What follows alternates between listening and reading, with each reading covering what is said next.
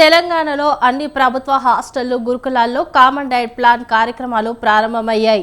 ఈ నేపథ్యంలో హైదరాబాద్ పాత బస్తీలోని మీర్ ఆలం ఫిల్టర్ సమీపంలోని తెలంగాణ మైనారిటీస్ రెసిడెంటల్ స్కూల్లో రాష్ట్ర అదనపు డీజీపీ మహేష్ భగవత్ ఆకస్మికంగా తనిఖీలు నిర్వహించారు.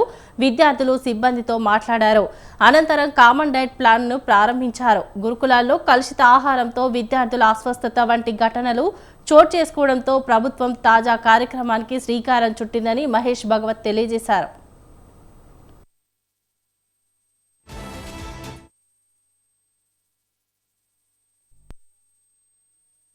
ప్రోగ్రామ్ పేరు basically uniform diet launch program అని. సో ఈ రోజు నుంచి మన తెలంగాణ ఈ వెల్ఫేర్ స్కూల్స్ లో క్లాస్ 3 నుంచి ఇంటర్ పీజీ దాకా గతంలో ఉన్న రేట్స్ ని ఇప్పుడు పెంచారు. ఈ మెయిన్ పర్పస్ ఇది మన next 3 months quality of food అది మెయింటైన్ చేయాలా.